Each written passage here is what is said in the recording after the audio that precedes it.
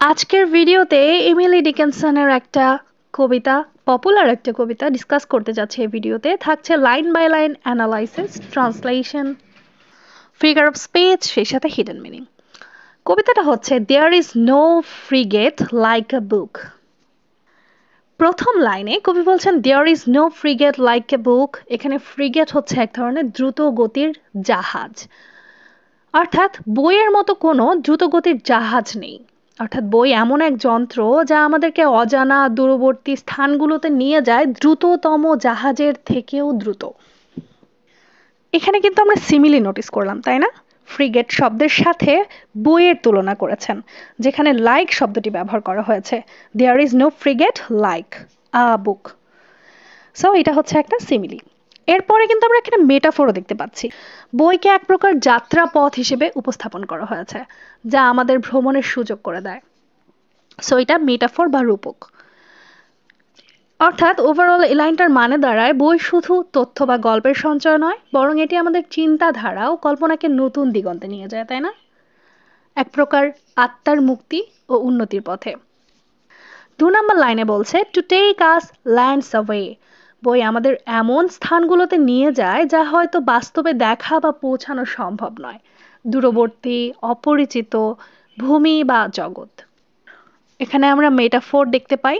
Lands, lands বলতে সেই নতুন অজানা জগৎকে বোঝানো হয়েছে যেখানে আমরা বইয়ের সাহায্যে প্রবেশ করি। অর্থাৎ ওভারঅল মানে এই লাইনের এটি ইঙ্গিত করে যে বই আমাদের মানসিক ও আত্মিক ভ্রমণের সুযোগ দেয়, যা বাস্তব জীবনের সীমাবদ্ধতাকে ছাড়িয়ে চলে।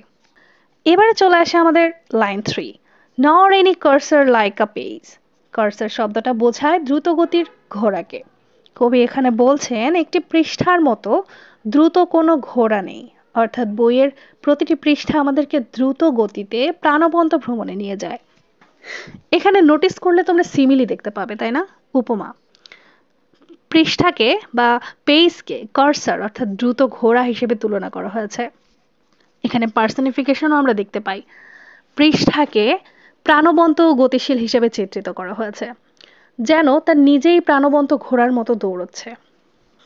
অর্থাৎ এই লাইনটার মানে প্রতিটা পৃষ্ঠায় নিহিত সৃষ্টিশীলতা ও জ্ঞানের গতি আমাদের মনকে প্রজ্বলিত করে এবং নতুন নতুন দৃষ্টিভঙ্গির সন্ধান দেয়। অফ প্রান্সিং পোয়েট্রি, এখানে প্রান্সিং অর্থাৎ উচ্ছ্বসিত ও চটপটে গতিতে কবিতাকে উপস্থাপন করা হয়েছে।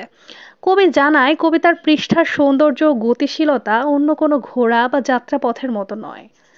এখানে আমরা অ্যালিটারেশন এবং সিমিলি দেখতে পাই, তাই না? প্রান্সিং পোয়েট্রি, এই শব্দ দুটোর মধ্যে দিয়ে দুটো পি ধ্বনির পুনরাবৃত্তি হয়েছে, যা শব্দটিকে আরো ছন্দময় করে তোলে। এরপরে আমরা এখানে দেখতে পাই মেটাফোর বা রূপককেও। অর্থাৎ লাইনটার ওভারঅল মানে করলে এমনটা দাঁড়ায় কবিতা আমাদের মনের ভ্রমণে সজীবতা যোগায়। এটি কেবল শব্দের সমাহার নয়, বরং এক ধরনের আত্মার সঙ্গীত, যা আমাদের জীবনে নতুন রং যোগ করে।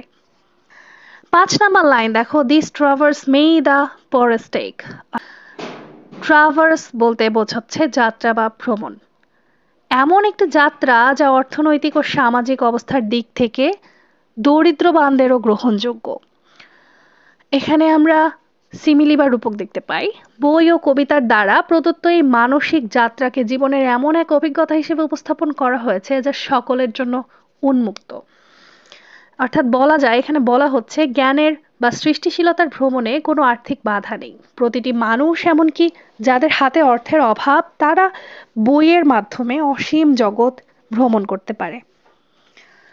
6 নম্বর লাইনে বলা হচ্ছে without a press of toll. এই যাত্রায় কোনো টোল বা মূল্য পরিশোধের প্রয়োজন হয় না। অর্থাৎ বই ও কবিতা বিনামূল্যে আমাদেরকে মানসিক ও আত্মিক বিকাশের পথ প্রশস্ত করে। এখানে আমরা অ্যান্টিথিসিস দেখতে পাই, যেটাকে বিরোধী ভাব বলা হয়। এখানে বাস্তব জগতের মূল্য ও ব্যয়ের সাথে সৃষ্টিশীলতার মুক্ত ভ্রমণের তুলনা করা হয়েছে। সো এটাকে আমরা অ্যান্টিথিসিস বলতে পারি, যেটা একটা লিটারারি টার্ম। এই লাইনের মানে দাঁড়ায় জ্ঞানের এই ভ্রমণে আমাদের কোনো আর্থিক বা সামাজিক বোঝা বহন করতে হয় না। এটি একেবারে মুক্ত, নিঃশুল্ক ও অনন্য।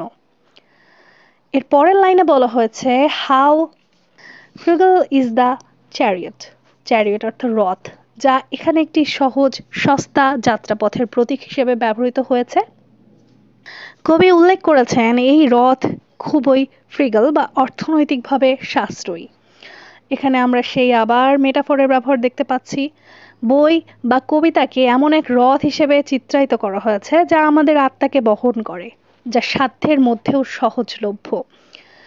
এই লাইনটার মানে এমনটা হতে পারে, এখানে ইঙ্গিত করা হয়েছে আমাদের অন্তর্দৃষ্টি ও সৃষ্টিশীলতা এমন একটি সম্পদ যা কোনো মূল্য ছাড়া পাওয়া যায়। এটি আমাদের আত্মাকে বহনের এক সহজ ও বিনামূল্যের মাধ্যম। 8 নম্বর লাইনটা একটু দেখো, that bears the human soul. এই রথ অর্থাৎ বই বা কবিতা মানব আত্মাকে বহন করে, অর্থাৎ বই আমাদের আত্মাকে উন্নতি ও মুক্তির পথে নিয়ে যায়। এখানে পার্সনিফিকেশন দেখতে পাচ্ছি আমরা, মানব আত্মাকে এমন এক ভ্রমণকারী হিসেবে দেখানো হয়েছে যা রথের মাধ্যমে যাত্রা করে। সুতরাং এটা একটা মানুষের গুণ বলা যায়, যা আমাদের সৃষ্টিশীল ও মানসিক বিকাশকে চিহ্নিত করেছে। সুতরাং এটা একটা পার্সনিফিকেশন। এটি নির্দেশ করে যে বই ও কবিতা কেবল জ্ঞানের সঞ্চয় নয়, বরং এগুলো আমাদের আত্মাকে উজ্জীবিত করে, আমাদের অভ্যন্তরীণ স্বাধীনতা ও বিকাশের পথ প্রদর্শক হিসেবে কাজ করে। কবিতাটি সামগ্রিকভাবে বই ও কবিতার মাধ্যমে জ্ঞানের যাত্রা ও আত্মার মুক্তির গুরুত্বকে তুলে ধরে। কবি এখানে বইকে এক শক্তিশালী বিনামূল্যের যন্ত্র হিসেবে উপস্থাপন করেছেন, যা আমাদেরকে নতুন জগৎ, নতুন চিন্তাধারা ও আত্মিক উন্নতির পথে নিয়ে যায়। অর্থনৈতিক বা সামাজিক সীমাবদ্ধতার বাইরে গিয়ে সৃষ্টিশীলতা ও কল্পনার মাধ্যমে আমরা নিজেরা নতুন দিগন্তে প্রবেশ করতে পারি। এই ভাবনায় কবিতার প্রতিটি লাইন রচিত। এইভাবে প্রতিটি লাইনে লিটারারি টার্ম দেখতে পাই আমরা, রূপক দেখতে পাই, মেটাফোর। এর সাহায্যে বই ও কবিতার অসীম ক্ষমতা ও মানবাত্মার উন্মুক্ততা সুন্দরভাবে চিত্রায়িত করা হয়েছে। এই কবিতার টোন মূলত অনুপ্রেরণামূলক। কবি বই ও কবিতাকে এক অসাধারণ মুক্ত বিনামূল্যের যাত্রাপথ হিসেবে উপস্থাপন করে, যা পাঠকের মনে এক নতুন দিগন্তের উদ্দীপনা, আশাবাদ জাগায়। বই আমাদেরকে দূরবর্তী অজানা জগতের প্রতি আকৃষ্ট করে, যা পাঠকের গভীর নতুন চিন্তা ও আবেগ সৃষ্টি করে। সুতরাং এই টোন অনুপ্রেরণামূলক বলাই যায়। অন্যদিকে দার্শনিক ও চিন্তাশীলও কিন্তু বলা যেতে পারে। কবিতায় একটি দার্শনিক চিন্তার প্রকাশ দেখা যায়, যেখানে মানব আত্মার বিকাশ এবং জ্ঞানের মুক্তি নিয়ে আলোচনা করা হয়েছে।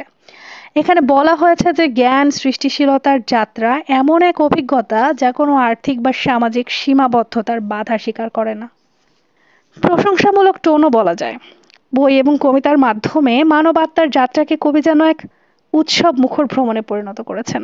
প্রতিটি পৃষ্ঠায়, প্রতিটি শব্দে একটি জীবন্ত স্পন্দন ও চেতনাকে অনুভব করা যায়, যা পাঠকের মনে এক প্রশংসাসূচক অনুভূতি জাগায়, যা আত্মার বিকাশ ও মুক্তির পথে এগিয়ে নিয়ে যায়।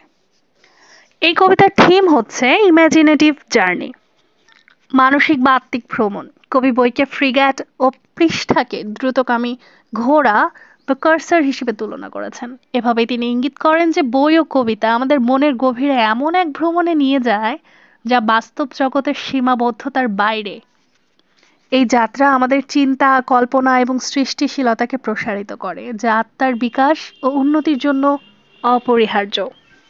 এছাড়াও emotional and intellectual liberation, accessibility এবং নলেজ ইত্যাদি এই কবিতার থিম।